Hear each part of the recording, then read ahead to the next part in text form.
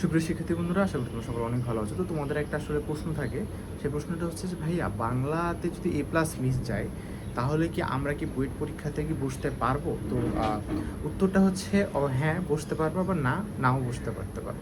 ঠিক আছে? তো বাংলা জিনিসটা গুরুত্বপূর্ণ। এখন কেন সেটা হচ্ছে আমি তোমাকে এখন বুঝাই, বাংলা বা ইংলিশ বোধের জন্য। দেখো, একটা ঘটনা হইতেছে কি, যেটা হচ্ছে খুব একটা সিম্পল কেস। চিন্তা করো যে তোমাকে ধরে নাও আগের সার্কুলারগুলোতে, হয়তো 2020-এর আগের সার্কুলারতে, 2019, 2018, 2017, এই সার্কুলারগুলোতে আমরা কি করতাম জানো? আমরা হইতেছে ওখানে বুয়েট স্পষ্টভাবে বলে দিত। কি বলে দিত বুয়েট?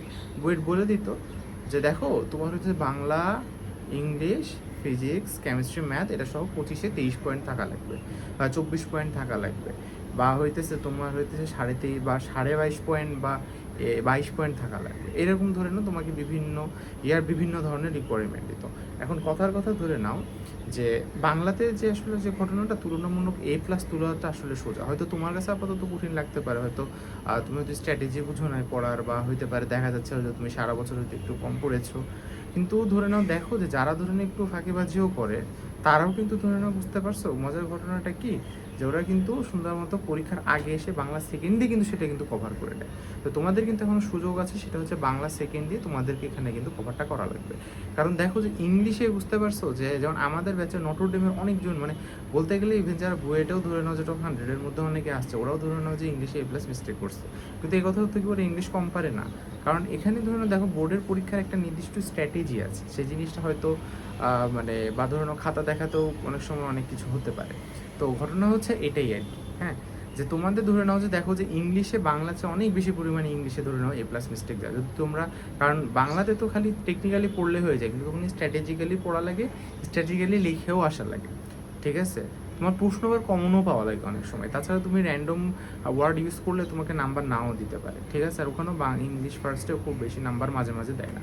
তো ঘটনা হচ্ছে এটাই যে দেখো, আজকে রাতের জন্য কি করবা? আজকে রাতের জন্য হইতেছে খুবই সিম্পল। সিম্পল কাহিনী হইতেছে, দেখো যে তোমার কাছে যে কয়টা, যেমন ধরে নাও তোমার হইতেছে এখন তুমি যদি এখন নিয়ম, যদি এখন দেখা যাচ্ছে যে ওইগুলো ভালো মতো পারো না, তুমি এখন কষ্ট করে তুমি নিয়মগুলো মুখস্থ করে দাও, এক রাত না ঘুমাইলে তোমার কিছু হবে না। ঠিক আছে? হয়তো তুমি দেখা যাচ্ছে যে ওই ইয়াগুলো ধরুন, যে উচ্চারণের কী বলে উদাহরণগুলো পাচ্তেছো না, তাহলে নিয়মগুলো ধরুন এখন তুমি দেখে যাও। ঠিক আছে? উপসর্গের জিনিসগুলো ধরুন একটু টুকটাক করে দেখে যাও, অর্থাৎ যে জিনিসটা তোমাকে আসলে স্যুট করে তুমি হচ্ছে সেই জিনিসগুলো তুমি সুন্দর মতো দেখে যাও। ঠিক আছে? মানে এটা নিয়ে আসলে খুব বেশি আসলে প্যানিক হওয়ার কিছু নাই।